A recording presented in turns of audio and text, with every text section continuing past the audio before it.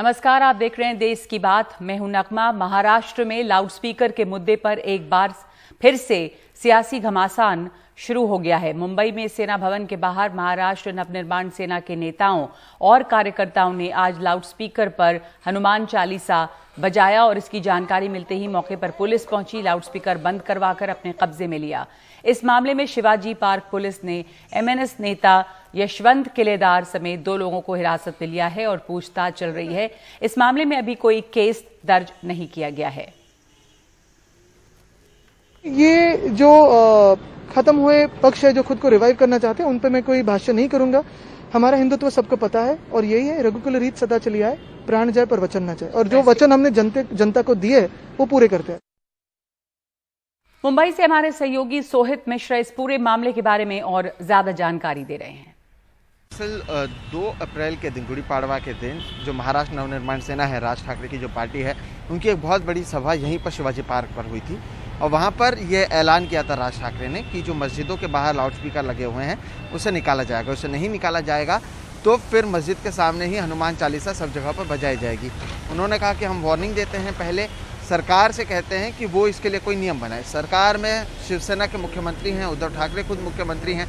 उसके बाद मुंबई सहित महाराष्ट्र के अलग अलग जगहों पर हमने देखा कि पार्टी कार्यालय में या मंदिरों के बाहर किसी तरह से बड़े पैमाने पर हनुमान चालीसा बजाया गया। और ठीक उसी तरह से रामनवमी के दिन, आज ही के दिन, जो मेरे पीछे आप शिवसेना भवन देख रहे हैं, वहाँ पर भी एक टैक्सी के ऊपर स्पीकर लगाकर कहीं ना कहीं हनुमान चालीसा बजाया गया। और क्योंकि एक राजनीतिक जो पॉलिटिकल स्टेटमेंट है उसके बाद ये सारी चीज़ें हुई हैं, और क्योंकि जिस टैक्सी पर यह बजाया गया या जो स्पीकर का इस्तेमाल किया गया उसके लिए कोई अनुमति नहीं होने के कारण पुलिस ने उस जो टैक्सी चालक थे, जो उसमें शामिल थे, और जो एमएनएस के नेता थे, कुल मिलाकर 3 लोगों को डिटेन किया है और इस पूरे मामले में उनसे पूछताछ की जा रही है। दूसरी ओर कहीं ना कहीं जिस तरह से बार बार आपको एक भी चीज़ समझना पड़ेगा कि बीएमसी चुनाव आने वाले हैं, और उससे ठीक पहले जिस तरह से अब शिवसेना पर महाराष्ट्र नवनिर्माण सेना हिंदुत्व की राजनीति कहीं ना कहीं हिंदुत्व के दबाव में लाकर उसे कॉर्नर करने की कोशिश कर रही है। ये एक इमेज बनाने की कोशिश की जा रही है कि जिस हिंदुत्व का राजनीति करते हुए शिवसेना सत्ता पर आई है वो हिंदुत्व भूल चुकी है। यही कोशिश बीजेपी और महाराष्ट्र नवनिर्माण सेना की ओर से की जा रही है। और इसलिए अभी हमने आदित्य ठाकरे को भी कहते हुए सुना कि हमें हिंदुत्व सिखाने की ज़रूरत नहीं है। और जिस तरह से उन्होंने कहा कि एक पार्टी जिसका कोई भविष्य नहीं है वो अपने आप को रिवाइव करने की कोशिश करते हुए नजर आ रही है। आने वाले 3 से 4 महीने में बीएमसी चुनाव होने वाले हैं, जिसमें 25 सालों से शिवसेना वहां पर सत्ता में है। और इस बार क्योंकि बीजेपी एक नए विकल्प के तौर पर और कोई पार्टी को लाना चाहती है, इसलिए हम देख रहे हैं कि महाराष्ट्र नवनिर्माण सेना और बीजेपी के बीच में नज़दीकियां बढ़ रही हैं। और कहीं ना कहीं अब राज ठाकरे की ओर से हिंदुत्व की राजनीति की जा रही है। और शिवसेना भवन के सामने इसलिए आज स्पीकर पर कहीं ना कहीं हनुमान चालीसा बजाया गया है। बीएसपी अध्यक्ष मायावती ने राहुल गांधी के बयान पे हमला किया है, जिसमें राहुल गांधी ने कहा था कि कांग्रेस मायावती से गठबंधन करना चाहती थी, पर मायावती ने जवाब तक नहीं दिया। मायावती ने कहा कि राहुल गांधी पहले अपना बिखरा हुआ घर संभालें। मायावती ने कहा कि राहुल गांधी का मुझे सीएम बनाने का बयान गलत है। उन्होंने कहा कि मैं राहुल गांधी के बयानों का खंडन करती हूं और किसी पर टिप्पणी करने से पहले 100 बार सोचना चाहिए। मायावती ने यह भी आरोप लगाया कि कांग्रेस ने दलितों के लिए कुछ भी नहीं किया है। हमने मायावती जी को मैसेज दिया, अलायंस करिए, चीफ मिनिस्टर बनिए, बात तक नहीं की। ये बात पूर्णतः गलत है, तथ्यहीन है, अर्थात इसमें रत्ती भर भी कोई सच्चाई नहीं है। वैसे भी कांग्रेस को विपक्षी पार्टियों में से खासकर बीएसपी व उसके नेतृत्व के बारे में कोई भी टीका टिप्पणी करने से पहले 100 बार सोच समझकर लेना चाहिए। राहुल गांधी बनाम मायावती, वो भी यूपी में एक ऐसे गठबंधन के लिए जो कभी था ही नहीं। 2024 के आम चुनाव में महज 2 साल रह गए हैं। ऐसे में विपक्षी एकता के लिए ये टकराव और बुरी खबर है। जहां 80 लोकसभा सीटों वाले उत्तर प्रदेश का सबसे ज्यादा दबदबा रहने वाला है। शुक्रवार को राहुल गांधी ने बीएसपी अध्यक्ष मायावती पर निशाना साधा। आरोप लगाया कि मायावती ने यूपी चुनाव में बीजेपी को जीत का साफ रास्ता दे दिया, क्योंकि उन्हें सीबीआई, ईडी और पेगासस का डर था। रविवार को बारी मायावती के जवाब की थी। उन्होंने कहा, राहुल गांधी अपनी पार्टी को तो संभाल नहीं पा रहे हैं, उल्टा बीएसपी की जिम्मेदारी तय कर रहे हैं। कांचीराम जी ने, रिस्पेक्ट करता हूं मैं, खून पसीना देके दलित आवाज जो थी उत्तर प्रदेश की, उसको जगाया। आज मायावती जी कहती हैं कि मैं उस आवाज के लिए लड़ूंगी नहीं। पेगासस, सीबीआई, ईडी ये पॉलिटिकल सिस्टम को कंट्रोल करते हैं, जबकि इनको ये मालूम होना चाहिए कि इन सब से जुड़े मामले हमने केंद्र में रही किसी भी पार्टी की सरकार की मदद से नहीं, बल्कि सभी सरकारों के खिलाफ जाकर माननीय सुप्रीम कोर्ट में जीते हैं। कांग्रेस पार्टी सत्ता में रहते हुए वह सत्ता से बाहर हो जाने के लंबे समय बाद अब तक बीजेपी व आरएसएस कंपनी से जी जान से लड़ते हुए हमें कहीं भी नजर नहीं आती है। उत्तर प्रदेश के हाल के विधानसभा चुनावों में बीएसपी और कांग्रेस का अब तक का सबसे निराशाजनक प्रदर्शन रहा। कांग्रेस महज 2 सीटें जीत पाई और उसका वोट प्रतिशत पहले से 1/3 रह गया। उधर बीएसपी को बस 1 ही सीट मिल पाई और उसका वोट प्रतिशत आधा रह गया। अखिलेश यादव की समाजवादी पार्टी ने यूपी चुनावों में बीएसपी और कांग्रेस दोनों से गठबंधन से परहेज किया और वही इन चुनावों में बीजेपी के सामने सबसे बड़ी चुनौती बनकर उभरी, लेकिन फिर भी जीत से बहुत दूर रह गई। तो सवाल यह है कि 2024 से पहले ऑपोजिशन यूनिटी का कुछ हो पाएगा कि नहीं। अभी की परिस्थितियों को देख के यही लगता है कि फिलहाल एडवांटेज बीजेपी ही है। लखनऊ में आलोक पांडे, एनडीटीवी। और बीजेपी अध्यक्ष जेपी नड्डा आज हिमाचल प्रदेश पहुंचे और कहा कि आने वाले विधानसभा चुनाव में पार्टी सीएम जयराम ठाकुर के नेतृत्व में ही चुनाव लड़ेगी। उन्होंने बिलासपुर में रोड शो भी किया और कांग्रेस पर भी निशाना साधा। जेपी नड्डा ने कहा कि बीजेपी को छोड़कर सभी पार्टियां या तो क्षेत्रीय हो गई हैं या फिर परिवार की पार्टियां हैं। साथ ही उन्होंने कहा कि इंडियन नेशनल कांग्रेस न इंडियन है, न नेशनल और न कांग्रेस, ये भाई बहन की पार्टी बन गई है। But even otherwise, there is speculation about change in chief ministership. BJP has done it. ऐसी इसकी कोई भी संभावनाएं नहीं है। जयराम ठाकुर जी के नेतृत्व में सरकार अच्छी चल रही है, पूरी ताकत से चल रही है और आगे इनके ही नेतृत्व में सरकार चलेगी। इंडियन नेशनल कांग्रेस ना इंडियन है, ना नेशनल है, ना कांग्रेस। ये भारतीय तो रही नहीं गई और ये राष्ट्रीय तो है ही नहीं। अब ये तो भाई बहन की पार्टी रह गई, बाकी छुट्टी। और राजस्थान के करौली जिले में पिछले दिनों 2 समुदायों में झड़प हुई और ये मुद्दा सुलझने की जगह सियासी तौर पे और उलझता जा रहा है। गहलोत सरकार कानूनी कार्रवाई कर मामले को ठंडा करने की कोशिश कर रही है, लेकिन विपक्ष इस मुद्दे में सरकार को लगातार घेरने में जुटा है। हमारी सहयोगी हर्षा कुमारी सिंह की ये रिपोर्ट। पूर्वी राजस्थान का करौली शहर राजनीतिक विवाद का केंद्र बन चुका है।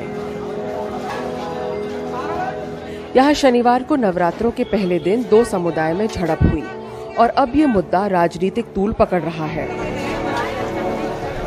मोटरसाइकिल पे सवार हिंदू नववर्ष पे यहाँ रैली निकाली गई। एक समुदाय विशेष के मोहल्ले से गुजरने पर नारेबाजी के चलते रैली पे पथराव हुआ। उसके बाद झड़प और आगजनी, जिसमें 11 लोग घायल हुए और 8 पुलिस कर्मियों को भी चोटें आईं। भाजपा का आरोप है कि रैली पे पथराव सुनियोजित था और इसे पुलिस रोकने में नाकाम रही। बहुत दुख की बात है कि राजस्थान के अंदर एक ऐसा प्रदेश जहां 36 कौम साथ चलती है, वहां पे एक तालिबानी सोच के साथ काम कर रही है राज्य सरकार। तो इतने सारे पत्थर की तैयारी हुई, क्या पुलिस को थोड़ी भी जानकारी नहीं थी या पुलिस ने आंख बंद कर ली? प्रशासन का क्या इशारा था? माहौल बिगाड़ने का काम हुआ है या नहीं हुआ? अच्छा, अगर चलिए मानिए यहां तक भी मान लेते हैं कि कोई बात नहीं, तो फिर उसके बाद गिरफ्तारी हुई या नहीं हुई?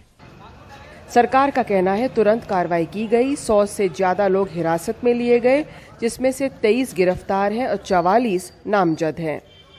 37 लोग जो हमने एफआईआर में नामजद किया था, 37 में से अभी 16 तो नामजद गिरफ्तार हुए हैं और 7 और फर्दर जो हमने वीडियो फुटेज के आधार पर आइडेंटिफाई करके किया, टोटल केस में 23 अरेस्ट हुए हैं। 3 साल पुराना तेलंगाना का एक वीडियो कल लोगों ने वायरल किया और इसी तरह एक यूपी के किसी उसमें मस्जिद पे झंडा लगाने का और राजस्थान का बता के, दोनों घटनाएं बाहर की थी और राजस्थान का बताकर उसको वायरल किया गया और जिससे माहौल बिगाड़ा जा सके। ये ठीक नहीं है। करौली में राजनेताओं का अब आना जाना जारी है। किसी भी पृष्ठभूमि के हों, कहीं के भी हों, और ये शांति प्रिय प्रदेश है। हमारा जिला बहुत शांति प्रिय है करौली। वहाँ पर इस प्रकार की घटना होना बड़ा दुख भरा है और बड़ा निंदनीय है। राजनीतिक माहौल को गरमाते हुए देख सरकार ने संवेदनशील जिलों में धारा 144 लगा दी है, जिसमें अजमेर, कोटा और जोधपुर शामिल हैं। जयपुर से हर्षा कुमारी सिंह, एनडीटीवी इंडिया।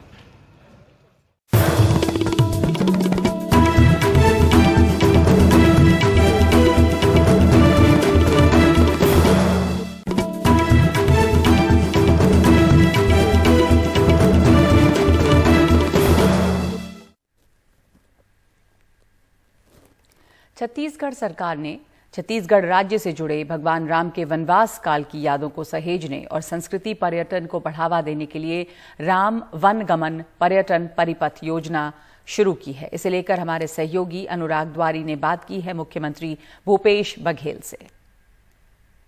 जिस तरह से शबरी माँ के वात्सल्य का भाव था, वहाँ पर शिवरी नारायण में कहते हैं कि उन्होंने अपने जूठे बेर खिलाए, तो कुछ प्रतीक भी है इस तरह से जो राम वन पथ गमन की शुरुआत हो रही है आज के दिन। देखिए, वहाँ शबरी जी के वहाँ मंदिर बना हुआ है। वहाँ सौरा जनजाति के लोग बड़ी संख्या में रहते हैं आसपास में, और वहीं पे खरौद है, वहीं पे लक्ष्मीश्वर मंदिर है और शिवरी नारायण में लक्ष्मी नारायण मूर्ति है। और ये वो रास्ता है जिससे जो लोग पूरी यात्रा के लिए जाते थे तो पड़ाव शिवरी नारायण का रहता था, और वहीं पे नदी को संगम भी है आगे चलकर, तो इसलिए महत्वपूर्ण स्थान है हमारे। सर, ये लगभग और कितने दिनों में जो पूरा सर्किट है आपकी, तो बहुत बड़ी योजना है ये, अभी दूसरा पड़ाव है, तो लगभग कितने दिनों में पूरा हो जाएगा? और इससे क्या देखते हैं छत्तीसगढ़ में जो आध्यात्मिक केंद्र बने या फिर जो पर्यटक आएंगे, क्या आप इसमें और उम्मीद है कि इससे राज्य को और आर्थिक गतिविधियों में भी फायदा होगा? बिल्कुल सही है कि क्योंकि ये हमारी संस्कृति है, जहाँ छत्तीसगढ़ में राम को भांजा के रूप में हम लोग देखते हैं, क्योंकि माता कौशल्या का मायके हमारे छत्तीसगढ़ में, और इस यहाँ से चंदखुरी में, रायपुर से 28 किलोमीटर दूरी पे चंदखुरी में बहुत ही प्राचीन मंदिर है कौशल्या भगवान राम के, और पिछले साल हम लोगों ने उसको जीर्णोद्धार भी किया और सौंदर्यीकरण किया। पिछले साल कार्यक्रम भी किया था, इस साल शिवरी नारायण का किया है। तो हम लोग अब तेज़ी से, चूँकि अब कोरोना भी समाप्त हो गया है, तो 9 केंद्र हम लोगों ने पहले चयन किया है और 9 जगहों को पहले विकसित हम लोग करेंगे। आखिरी सवाल थोड़ा आध्यात्मिक से थोड़ा सा सियासी है कि पंडित ये कह रहे हैं, जानकार ये कह रहे हैं कि आप बीजेपी से राम का मुद्दा बिल्कुल छीनने में कामयाब हो गए हैं। क्या आप इसको कॉम्प्लीमेंट के तौर पर देखते हैं या आपको लगता है कि ये कुछ ज़्यादा कह रहे हैं? देखिए, ये लोग गौ माता की जय बुलाते हैं, लेकिन गौ माता कभी सेवा नहीं की है। गौठान बनाने का काम हमने छत्तीसगढ़ में किया, जो मध्य प्रदेश भी कह रहा है कि करेंगे। अब मध्य प्रदेश कह रहे हैं, झारखंड ने उसको जस के तस स्वीकार कर लिया, उसको बजट में रखा है, अब पूरे देश में इसके अनुकरण करने की कोशिश कर रहे हैं। अच्छी बात है, लेकिन राम वन गमन पथ 15 साल भारतीय जनता पार्टी सरकार रही, लेकिन कभी एक ईंट नहीं रखे। राम वन गमन पथ, हम पर्यटन पर पथ हम लोग बना रहे हैं, और बनाए इसलिए ना कि हमारी संस्कृति से जुड़ा हुआ है। राजनीति वो राम के नाम से वोट मांगना नहीं है, हम अपने कार्यों को बदौलत वोट मांगेंगे, लेकिन जो हमारी संस्कृति है उसको हम देश और दुनिया के सामने लाना चाहते हैं। बहुत बहुत और आज से 18 साल के ऊपर के सभी लोगों को बूस्टर डोज लगाने की शुरुआत हो गई है। सरकार के बूस्टर डोज लगाने के ऐलान के बाद कंपनियों ने भी डोज की कीमत कम कर दी है। कोविशील्ड का बूस्टर डोज अब प्राइवेट अस्पतालों को 225 रुपये में दिया जा रहा है, लेकिन 150 रुपये टैक्स मिलाकर इसकी कीमत 375 रुपये होगी। पहले कोविशील्ड की कीमत 600 रुपये थी और 150 रुपये टैक्स मिलाकर 750 रुपये इसका दाम होता था। कोवैक्सीन का बूस्टर डोज भी 225 रुपये में मिलेगा और टैक्स के साथ इसकी कीमत 375 रुपये होगी। गुवाहाटी से रतनदीप चौधरी की रिपोर्ट। पूरे देश के साथ आज असम में गुवाहाटी में भी 18 साल से ज़्यादा उम्र के लोगों के लिए बूस्टर डोज अब प्राइवेट हॉस्पिटल में खुल चुके हैं। हम इस वक्त हैं गुवाहाटी के अपोलो इंटरनेशनल हॉस्पिटल में। ये एक बहुत प्रसिद्ध हॉस्पिटल है गुवाहाटी का, और यहाँ पे आप देख सकते हैं ये लोग यहाँ पे आए हुए हैं जिन्होंने कोविन ऐप पे अपना रजिस्ट्रेशन करवाया था।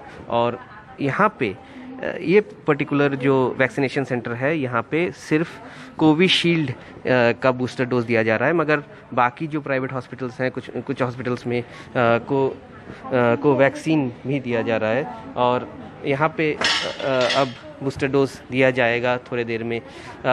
और आप देख सकते हैं यहाँ पे जो लोग हैं जिन्होंने बूस्टर डोज लिया है उनको ऑब्जर्वेशन में रखा गया है। जो सिस्टम यहाँ पे बनाया गया है उस सिस्टम में आप देख सकते हैं वहाँ पे अब यहाँ पे एक इनोकुलेशन किया जाएगा बूस्टर डोज का। अगर हम अपने कैमरा पर्सन को बताएं थोड़ा कि ये आप देख सकते हैं यहाँ पे बूस्टर डोज दिया जा रहा है। और इसी तरह असम में जो 18 साल से ज़्यादा उम्र के लोगों के लिए जो बूस्टर डोज देने की प्रक्रिया है प्राइवेट हॉस्पिटल में, वो आज से शुरू हो चुकी है। पहले दिन जो रेस्पॉन्स है वो थोड़ा सा कम दिख रहा है, और हॉस्पिटल सूत्रों के मुताबिक जैसे धीरे धीरे से लोगों को पता चलेगा कि बूस्टर डोज अब जो रिवाइज रेट है, जो रिड्यूस रेट है, उसमें अवेलेबल है, उसके साथ साथ यहाँ पे जो लोग बूस्टर डोज देने के लिए आ रहे हैं इनकी भी तादाद बढ़ती दिखेगी। ये जो प्रोसेस है यहाँ पे जो हम दिखाना चाहते हैं आपको, ये लोग हैं जिन्होंने कोविन पे अपना रजिस्ट्रेशन किया है, और इसके बाद यहाँ पे हॉस्पिटल में आने के बाद यहाँ पे वेरिफिकेशन होता है और इसके बाद वो बूस्टर डोज ले सकते हैं। यहाँ पे आप देखिए यहाँ पे कोविन का रजिस्ट्रेशन का वेरिफिकेशन हुआ है और लोग यहाँ पे पेमेंट अपना कर रहे हैं, और पेमेंट करने के बाद अपना बूस्टर डोज ले पाएंगे। और ऐसे वक्त पे ये फैसिलिटीज़ बार ओपन हुआ है जबकि पूरे देश के साथ असम में भी जो कोविड के एक्टिव केसेस की संख्या बहुत कम है, पिछले 2 सालों में सबसे कम है। और बहुत लोगों को ऐसा लगता है कि ये एक एक्यूरेट समय है, एक पीरियड है जहाँ पे कि लोग जो बूस्टर डोज है उसको ले सकते हैं, क्योंकि आगे आने वाले अगर कोई वेव आए तो उससे निपटने के लिए ये बूस्टर डोज बहुत ही महत्वपूर्ण हो सकता है।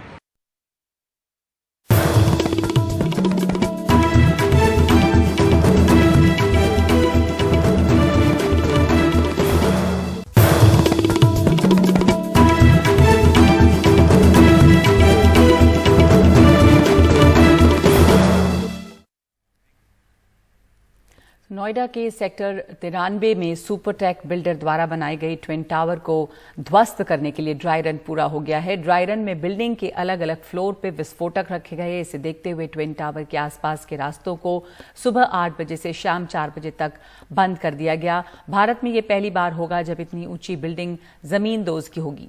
इसकी ऊंचाई 103 मीटर है। सुप्रीम कोर्ट के आदेश पर इस बिल्डिंग को गिराया जा रहा है। नोएडा में अवैध तरीके से बने ट्विन टावर को गिराने का जो ड्राई रन है वो शुरू हो चुका है। आप देखें कि अभी हल्के ब्लास्ट हुए हैं। ये ब्लास्ट जो 13वीं मंजिल पर और इसके बेसमेंट पर विस्फोटक रखे गए थे उसमें ब्लास्ट कराया गया है। ये एक ड्राई रन है।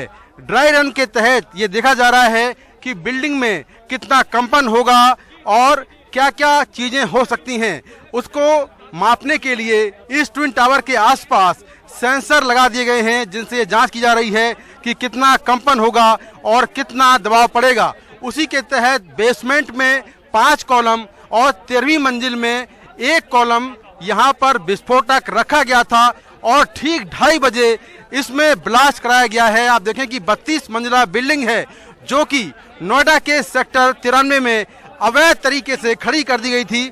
ये बिल्डिंग सुपरटेक बिल्डर ने बनाई थी, लेकिन बाद में सुप्रीम कोर्ट के आदेश पर इस बिल्डिंग को ढहाने का आदेश दिया गया था। तो आज ढहाने को लेकर आज जो है एक ड्राई रन हुआ है, और अगर सब कुछ ठीक रहा, ये ड्राई रन ठीक रहा, तो फिर 22 मई को ये बिल्डिंग गिराई जाएगी। महज 9 सेकेंड के अंदर ये बिल्डिंग गिर जाएगी। तो आप देखें कि यहाँ पर कुछ देर पहले जो ड्राई रन था वो शुरू किया गया, और अभी ड्राई रन जो है उसके तहत वह बिल्डिंग में बेसमेंट में और 13वीं मंजिल पर 2 हल्के धमाके किए गए। उसके तहत ये देखा गया कि बिल्डिंग को क्या क्या इम्पैक्ट होता है और आसपास इसका क्या इम्पैक्ट होता है। तो हल्के धमाके किए गए। ये विस्फोटक पलवल से लाया गया था और आज सुबह 8 बजे पहुंच गया था। मैं आपको यह भी बताऊं कि जो इस ट्विन टावर के सामने सड़कें हैं, इन सड़कों को बंद कर दिया गया था। दोनों ओर की सड़कें सुबह 8 बजे से लेकर शाम को 4 बजे तक बंद करा दी गई थी। और साथ में जो आसपास यहाँ पर लोग रहते हैं, जो सोसाइटी है ATS और एमराल्ड कोर्ट, इनमें जो रहने वाले लोग हैं उनसे कहा गया था कि धमाके के 15 मिनट पहले और 15 मिनट बाद तक वो अपने घरों के बाहर ना निकले हैं, ना ही पार्किंग एरिया में आए। तो इस तरह से कई सावधानियां बरती गई थी। यहाँ पर नोएडा पुलिस के जवान भी तैनात किए गए हैं, जिससे कि इस सड़क के आसपास कोई आने ना पाए। तो इस तरह से काफी तैयारियों के बाद आज ड्राई रन किया गया और अगर ड्राई रन ठीक रहा तो 22 मई को ये पूरी इमारत महज 9 सेकेंड के अंदर गिरा दी जाएगी। इस इमारत को गिराने में करीब 18 करोड़ रुपए का खर्चा है और इसका जो मलबा निकलेगा, कहा जा रहा है कि करीब 25,000 टन मलबा इसमें से निकलेगा और वो मलबा जो है अलग अलग जगहों पर ले जाया जाएगा और करीब 13.5 करोड़ रुपए का जो मलबा है, जिसमें लोहे का सामान भी है, वो सारा सामान निकलेगा। तो इस तरह से पूरी तैयारी के बाद यहाँ पर ड्राई रन किया गया है, हल्के विस्फोट किए गए हैं, जिसके तहत पूरे इम्पैक्ट को देखा गया है कि विस्फोट करने पर, हल्का विस्फोट करने पर क्या इम्पैक्ट होता है। लेकिन जब 22 मई को ये बिल्डिंग गिरेगी तो ये पूरा मलबा सीधे नीचे आएगा, लेकिन जो धूल का जो गुब्बार है वो जरूर निकलेगा।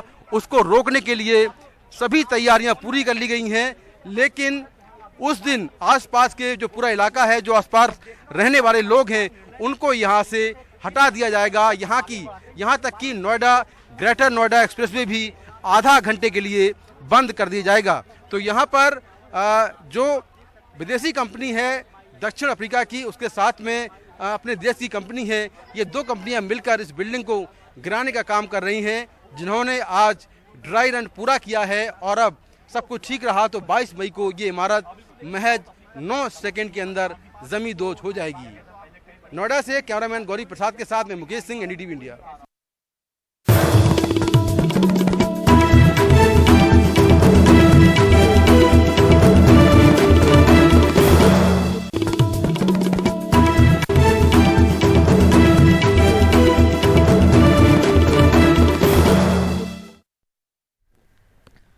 दिल्ली समेत उत्तर भारत के कई शहरों में बीते कुछ दिनों से भीषण गर्मी पड़ रही है। कल दिल्ली में रिकॉर्ड तोड़ गर्मी थी और यहां पारा 42 डिग्री सेल्सियस पार कर गया। बीते 72 सालों में दिल्ली में अप्रैल के पहले पखवाड़े का ये सबसे गर्म दिन रहा। मौसम विभाग ने आने वाले दिनों में तापमान के और बढ़ने की आशंका जताई है। दिल्ली के अलावा राजस्थान के कई शहरों में पारा 45 डिग्री पार कर गया है। यहां पर कुछ जगहों पर गर्मी का रेड अलर्ट जारी किया गया है और गर्मी की वजह से लोगों का आम जनजीवन पूरी तरह से अस्त व्यस्त है। सूरज से निकल रही है आग। जी हां, इस समय देश के कई हिस्से भीषण गर्मी की चपेट में हैं और दिल्ली और NCR भी इससे अछूता नहीं है। आलम यह है कि दिल्ली और NCR में गर्मी से लोग बेहाल हैं और दोपहर के वक्त सड़कों पर सन्नाटा हो जाता है। मौसम विभाग के मुताबिक बीते 7 दशक में अप्रैल में सबसे ज़्यादा गर्मी पड़ी है। यहाँ तक कि शनिवार को दिल्ली का तापमान 42 डिग्री से ज़्यादा रहा, जबकि फरीदाबाद और गुरुग्राम की बात करें तो वहाँ तापमान 44 डिग्री से ऊपर पहुँच गया। पश्चिमी राजस्थान में तापमान 45 डिग्री से ज़्यादा हो गया।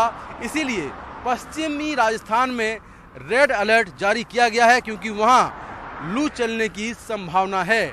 अभी फिलहाल अगर हम बात करें तो दिल्ली और NCR में लोग इस गर्मी से काफ़ी ज़्यादा परेशान हैं। आप देखें कि यहाँ पर मैं खड़ा हूँ यमुना के पुल पर और यहाँ पर अभी करीब 11 बजे का वक्त है और सड़कों पर जो गाड़ियाँ हैं वो कम हो जाती हैं, क्योंकि यहाँ पर जो गर्मी है पूरे दिल्ली और NCR में वो काफ़ी ज़्यादा पड़ रही है। इसीलिए लोग सुबह और शाम के वक्त अपना काम निपटाने की कोशिश करते हैं, क्योंकि दिन में काफ़ी तेज़ धूप होती है और लू चलने की संभावना है।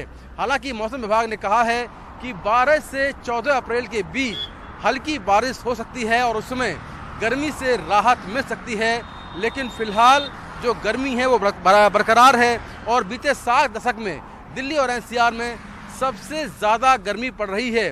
तापमान 42 डिग्री के ऊपर है, कई जगहों पर 42.4 डिग्री सेल्सियस तापमान दर्ज किया गया है। लेकिन जिस तरह से गर्मी पड़ रही है उसे लेकर लोग काफ़ी परेशान हैं, क्योंकि किसी ने भी ये उम्मीद नहीं की थी कि अप्रैल और मार्च के महीने में ऐसी गर्मी पड़ेगी, क्योंकि जो इस तरह की गर्मी है वो मई और जून के महीने में पड़ती है। लेकिन इस बार मार्च और अप्रैल के महीने में ऐसी गर्मी पड़ी कि लोग बेहाल हैं। तेज़ धूप निकली हुई है और लू चलने की संभावना है।